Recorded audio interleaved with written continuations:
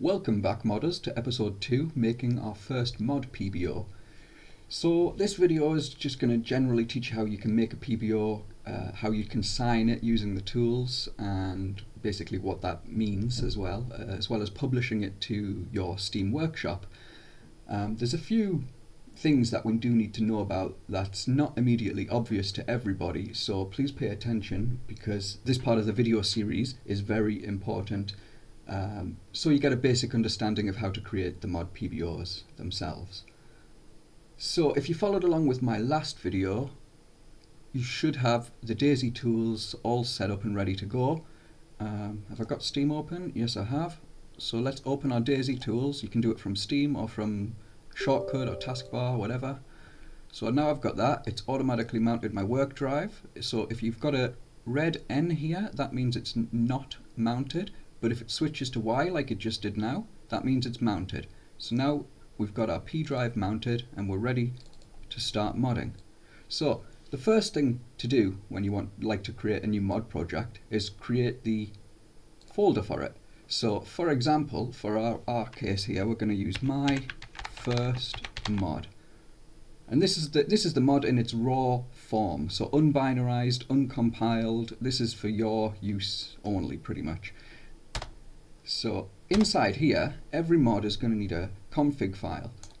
So right click new text document and config.cpp and make sure it converts to CPP and it doesn't stay in text document format, because if it does, it'll have problems. So let's open this, and I've prepared a template over here. So I'm going to copy this into here and then we're going to go over it line by line. Okay, so the first line one, CfgPatches, this is the main class name for your mod. So what I like to do is I like to put the PBO name. You don't have to, but it helps your sanity if you do. So I like to put the PBO name as my actual class name for my mod. So for my CfgPatches class, I will also add _mod, just so it's not the same as my CfgMods class, MyFirstMod. Now, that is completely optional. If you want, you can totally have it to be the same as that. It's just, I like to keep things, separate. So it can be _mod, _script. You can name it whatever you want. Units, that's for making AI and, as the name suggests, units really. We're not going to be using this one. Weapons, as the name suggests, it's for weapons. requiredVersion is always 0.1. requiredAddons. Now, this is going to be the class names, so this, of whatever you're modding. So in most cases, we're going to always have DayZ _data and DayZ _scripts. However, if you're creating a mod that uses CF or another mod, so if you're modding a mod, you would put their mod class name up in here. So if you, for example, were doing CF, I'm not sure what it is. Is it CF _script maybe? It would be something like that, for example, and then that would basically give your mod access to make sure that this mod is loaded before your mod, so that your mod can then modify these classes. It's a little bit complicated. I hope that made sense. If you're confused about anything, you can always drop me a comment and I'll try and explain it in a different way.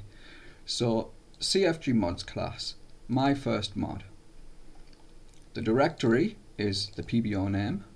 You can have a custom picture and stuff like that, actions, but I don't do any of that stuff myself. Never bothered with it, don't care about it. It's not really important.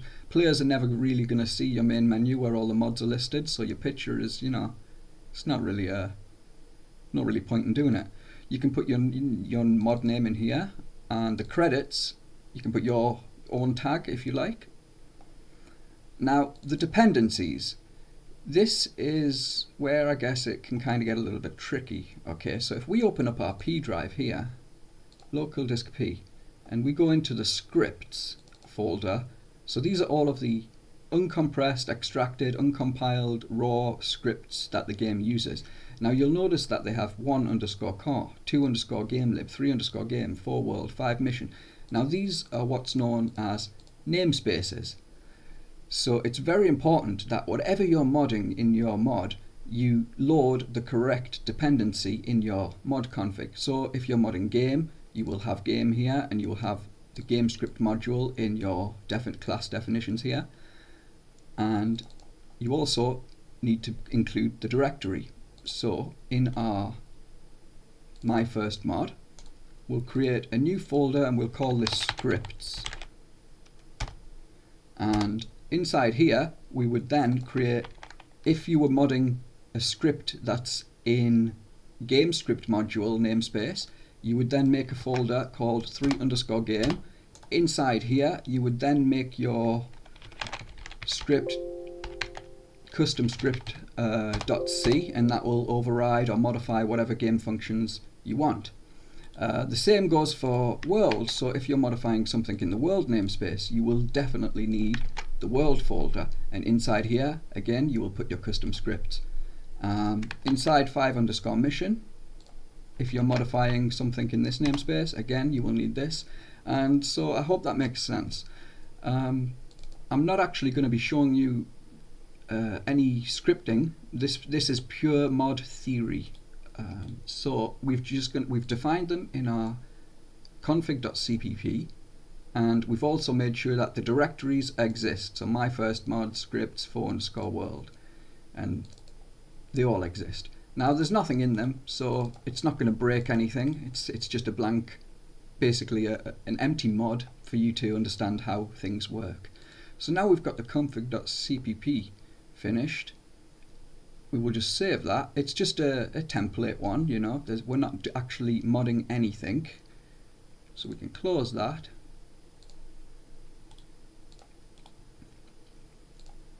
Now, if you followed along with our last video, you'll have this handy DayZ desktop folder. So let's click on this and open PBO project. If you don't have this folder, then you'll need to find PBO project and open it manually. Here's the link: C, program files, x86, Macero, D, PBO tools, bin, and then you'll find the PBO project. So let's open this.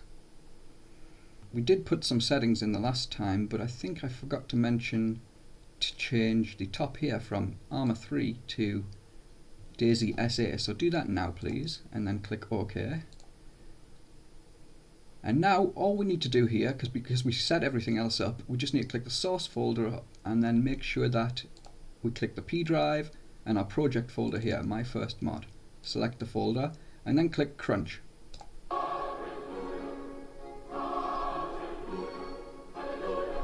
Alright, that sound means that everything was successful. If you hear some sad music from an old version of the Sims game, then that means that your PBO failed to crunch, something was wrong. Check your settings and make sure that you followed the last video. If you heard what I heard, hallelujah, then you'll have exported PBOs, add-ons. Inside here you will have, sorry, let me just delete all this. Inside this folder you will now have a brand new PBO file, myfirstmod.pbo. This is the file that's going to be used on your server and what you're going to use to assign and upload it onto your Steam Workshop. So on your desktop, make a new folder, and you can name this whatever you want. It doesn't need to be named the same as your PBO file. It can be in a brand new name if you want. So MyFirstMod with a custom name. Again, name it what you want. Open this. Make a new folder inside here called add-ons, and go into this and cut and paste the PBO file into your add-ons folder. We can close the P drive now because we're done in there for now. So now we have our new mod folder with its add-ons folder, and we have myfirstmod.pbo. So now we're going to need to sign this. To do that, we're going to use dsutils from DayZ Tools. If you followed along with the last video, again you'll have this handy shortcut folder here. If not, you can open it from DayZ Tools, dsutils right here. So now we have DayZ utils open, we're going to need to create a new key that we're going to use to sign all of our mods so that DayZ can verify it. It's for security reasons, so that you don't get people modifying PBOs illegally and loading into your server with a custom PBO and that can give them all kinds of client-side benefits, and it can be quite dangerous as well. So always sign your files. To do that, we're going to need to make a new key. So where it says options private key, we're going to have to click the N. That means new. And for our authority name, you can use your name, you can use your handle, your tag handle, or anything you want. For me, I'm just going to put Harkness 2.0 because I'm pretty sure I already made a key. I don't want it to override that one. Okay, so create your key, click OK. Now we have our key. So if we open our folder here, you know what? Let's open it this way, because if we open it through that tool, it's only going to show that type of file. So open up your DSUtils folder. You'll notice now you have three new files: text file, a by private key file, and a by key. Now it's very important that you don't send anybody this file. You don't include it in your mod, you don't give it away to anybody, you don't upload it anywhere. This is a private key so that you can sign other mods as well, not just this single mod. This key, this by key, this is the key that you're going to give to people. So we can just minimize DSUtils for now, and back in our new mod folder on our desktop, we'll create a new folder and we'll call it key. Inside this folder, we're going to put a copy. No, let's not move it. Let's just put a copy of our by key in here, and that will then allow other people to download and use our mod on their servers. If you're only making a mod just for yourself, you can skip this step because you don't need to put the key inside your mod. So now that we've put our key in our mod, let's go and sign it. So now we're back in DSUtils. We're going to click Add Source Directory at the top, and we're going to click MyFirstMod with a custom name, which is on our desktop. We're going to go into the add-ons folder, and then we're going to click OK. It'll come up with your PBO. Is it signed? False. And then it'll give you the path and the size. All you need to do is pop Process Files, click Yes, and now in our add-ons folder, you'll notice a new by-sign file is just generated. So now we're done with DSUtils completely. We can close that, and we can move on to the publisher side. This is the part where you're uploading it to Steam, so it's available on the workshop for everybody else to download. So open Publisher through your shortcut or through your DayZ tools, whichever one is easier. Now yours will be empty. These are all my community mods that I've made for my workshop. So don't worry if it looks a little bit different to yours. Just make sure that new workshop item is selected. In the mod content, click the search bar and find the mod on your desktop, MyFirstMod with a custom name. Select the folder, so don't go into the add-ons folder, don't go into the keys folder, select the root folder here. And at the top of the name, again, you can change this here. It doesn't need to be the same as what you just named the folder at all, but just remove the @ because that's not needed at all. We did that directly on the mod folder itself. In the visibility, make sure you put public if it's going to be for public. If you just want it to be seen by your friends so they can download it and only your friends can use it, check that. If you're developing and you don't want anybody but you to be able to use it, tick private. We're just going to do public for now, and then I'm going to delete it after we're finished. Give it a description: my awesome mod that does nothing. And for the change notes, yeah, I should probably explain this. Okay, so for the change notes, obviously you're going to put all the changes that you've done in your mod. But for your initial upload, what I want you to do, so it's easier for me to explain it, is just type initial upload. And as the word suggests, this is going to be your initial upload. So let's click agree to the Steam Workshop license. If you want to, you can read it. I've already read it. Click publish. Sorry, before you publish, you can add a picture if you would like a mod picture, or you can do that on Steam. I like to do it on Steam. So click publish. It's going to pop up with this update progress window, and it's going to be really quick because it's an empty mod. Now close this. Now what's very important I can't stress this enough. A lot of people get this part wrong, and that's why there's a lot of broken mods that nobody can use on the workshop. Go to your mod. This is a required step. It's not optional. I repeat, it's not optional. So click your mod in the left hierarchy on the DayZ publisher. Open it, open the search bar and go back to the desktop, back to your mod folder again, select the folder like we just did before, and in the change notes type meta upload. Now every mod that you publish to the workshop you're going to have to do this for, because the way it works is you initially upload your mod at first to the Steam workshop. That's what we just did. Now we're doing what we call the meta upload. Now this upload will generate the correct meta file in your mod, which tells all the game launchers and clients which mods they need to download. I hope that makes sense. It links launchers to the Steam mod workshop. In a nutshell. So we'll upload now. We'll do our meta upload update. Click yes. Hey, you be quiet.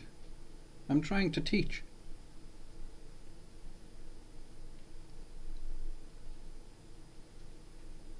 And now this is successfully published, we'll click the Open Item web page. It'll bring us to our Steam Workshop library. Now, at first, you'll have this yellow window at the top. This is just an automatic content checking system. I guess it's just making sure that you don't upload any viruses or porn or, batch files maybe, or anything, exactly, links that can attempt to steal information. So that'll go away in a few seconds. In fact, if we right click and we click reload, it should probably already be gone. It is. Okay, so now all we need to do is click subscribe and open your DayZ game in your mods. MyFirstMod was installed. So now we've made our mod, we've signed it. If we open it, let's make sure that the correct files are all in there. So this is the meta file I was talking about before in Publisher. That's what I was talking about. It's going to show publisher IDs and stuff like that in there. Our key is in there. I've told you how to assign the file and whether or not you want to include that in your mod. Yeah, everything is fine in here. That completes this lesson. Well, thank you for watching episode 2, Making Our First Mod. I hope it's helped you to understand how to make the PBOs, sign them, publish them, upload them to your Steam for yourself or for the public.